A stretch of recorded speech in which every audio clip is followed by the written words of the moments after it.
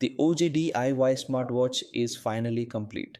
It's sleek, it's functional, and today I'm going to show you the journey of turning a bare PCBA into a finished product. 9 months ago, we built this, the naked DIY smartwatch. It was fast, it worked, and honestly, I was blown away by how much you all loved it. The verdict was clear. You loved the tech, but you hated the look. The comments were loud and clear. Where is the case? How do I wear this? The challenge was set. Make it wearable. It took 9 months, a lot of resin, 7 design revisions, a very patient friend with an SLA printer, and a few happy accidents to get here. For the newcomers, let's do a quick technical refresher. Look at this. A gorgeous 1.28-inch round IPS screen, 240 by 240 resolution, a 178 degrees viewing angle, and a whopping 350 nits of brightness. It's vibrant, realistic, and has capacitive touch built right in. But it's not just a pretty screen, it's a fully loaded platform.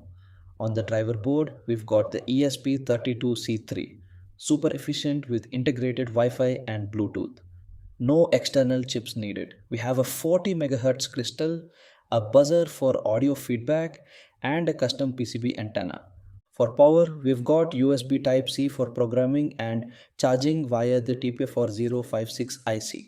To keep time accurate even when the main battery dies, there's a BM8563 RTC chip with its own CR927 battery backup and a 32.768 kHz quartz crystal.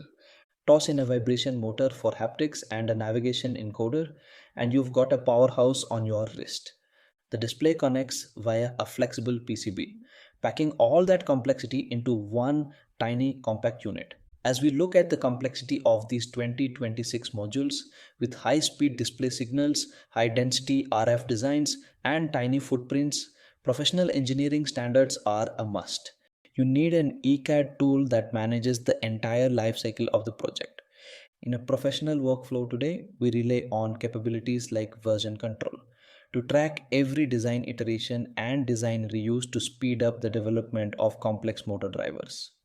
We need a real-time collaboration so mechanical and electrical engineers can work on the same chassis simultaneously, and rule-driven checks to ensure the board is electrically sound before it ever goes to fabrication. If you're a student or an aspiring engineer watching this, you don't have to wait to get into the industry to learn these standards. I highly recommend checking out Altium Student Labs. It's an incredible resource where you can enroll for free to master these professional outcomes like DFM checks and supply chain risk visibility. These are the skills that separate a hobbyist from a professional innovator. You can find the link to enroll in Altium Student Labs for free in the description below. To bring this to life, I reached out to a friend who recently got an SLA resin printer. He's been tweaking it for high quality results, and we went through a serious journey of trial and error. Print 1 was a simple dimension check. Does the PCB snap in? Do the buttons align? It proved the base dial radius was correct. Print 2 was a total failure. Bad bed adhesion. In SLA, if your orientation is off, the vacuum forces will literally tear your watch apart. It looked like a melted clock. Print 3 suffered from warping. The setup was wrong, leading to a banana effect. We had progress, but it wasn't wearable yet. Prints 4 and 5 were spent in tolerances hell. We bought standard 20 silicone straps from Amazon, but I learned that standard is a loose term. We had to revise the design multiple times so the pins would click in securely. You can still see the scuff marks on revision 4, where we were fighting the plastic to find the right fit. Revision 6 was 10 on 10 mechanically. The display and PCB fit perfectly into the housing, and the strap snapped right into the tiny custom designed slots we had added. Everything felt solid, but we hit a new enemy: light bleed. The grey resin was just too translucent, and the backlight from the LCD leaked right through the bezel. It made the whole thing look more like a glowing toy than a professional piece of tech.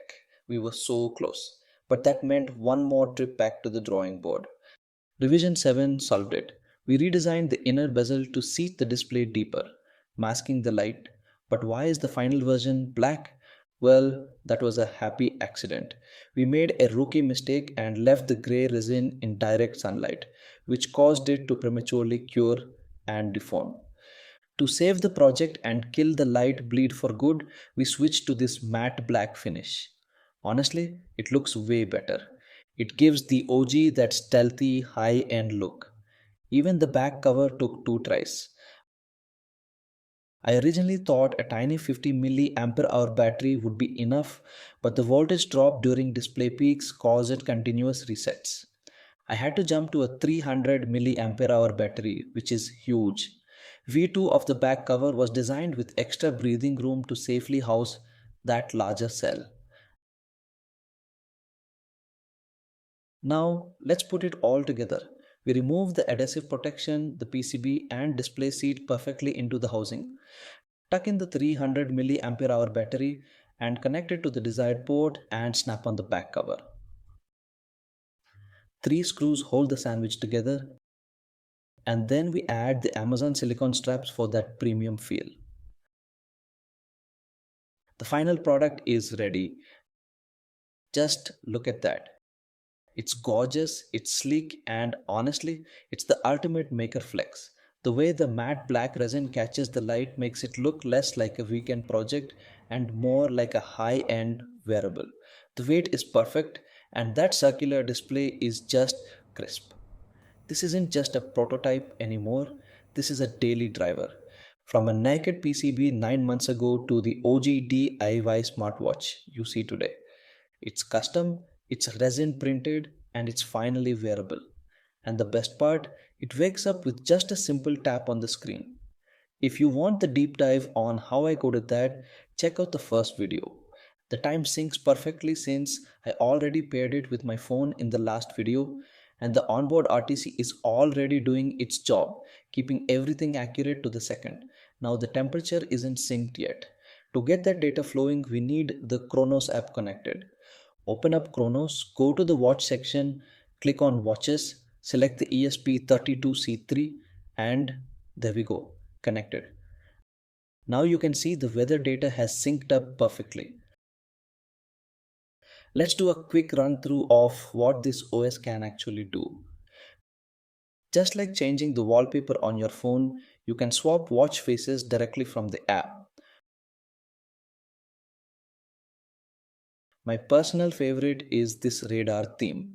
It looks incredible on this round display. You can also control your music right from your wrist. I demonstrated the low latency control in the first video, so definitely check that out. Check this out.